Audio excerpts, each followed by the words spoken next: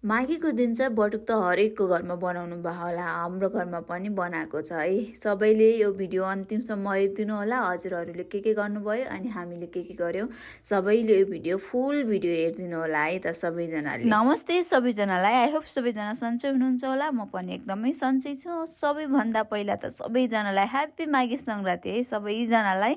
अनि आज चाहिँ हाम्रो घरमा के पाक्यो म तपाईँलाई सबै यो भिडियोमा देखाउँछु। आज चाहिँ हाम्रो घरमा सबैभन्दा पहिला त बटुक है। बटुक त सुदूरपश्चिममा सबैले बनाउँछ होला है। बटुक त एकदमै राम्रो हुन्छ, सबैजनाले बनाउनुहुन्छ होला, सबैजनाले मन पनि पर्छ होला है। बटुक भने त अब सबैले चिनिहाल्नुहुन्छ होला है।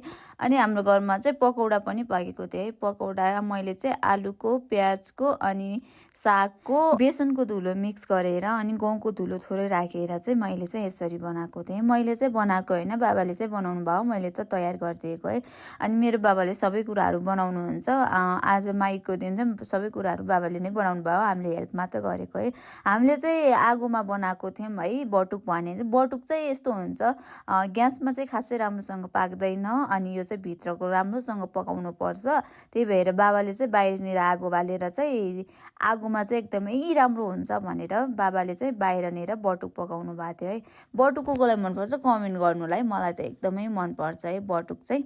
अनि माघीको दिन सुदूरपश्चिममा प्रायः बटुक भनेको एकदमै मनपर्छ। सुदूरपश्चिमले प्रायःले बटुक नै बनाउँछ है।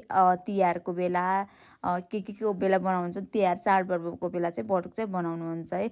अनि बटुक बनाएर हामीले चाहिँ यो चुगानी भन्छन् है हाम्रोतिर, हजुरकोतिर के भन्छन् थाहा छैन है। अनि हामीले सबै कुराहरू खानेकुराहरू तयार गऱ्यौँ। तयार गरेर चाहिँ सबै रेडी भएर चाहिँ हामीले चाहिँ टिका लगाउन सुरु गऱ्यौँ। हामीले चाहिँ छोरी मान्छेहरूले चाहिँ टिका लगाउँदैन, मम्मी बाबा अनि आन्टीहरूले चाहिँ टिका लगाइदिनुहुन्छ है। हाम्रो घरमा चाहिँ छोरी मान्छे म मात्रै थिएँ अनि सबैजनाले टिका लगाइदिनु भयो। हाम्रो चाहिँ यो महिना एकदमै धर्म महिना मानिन्छ है, एकदमै धर्म महिना मानिन्छ। चेली बहिनीहरूलाई टिका लगाइदिने, दक्षिणा दिने, राम्रो राम्रो खुवाउने चाहिँ यो महिनाभरि नै चलिरहन्छ है। हजुरकोतिर कस्तो छ थाहा छैन, तर हाम्रोतिर चाहिँ यस्तो छ।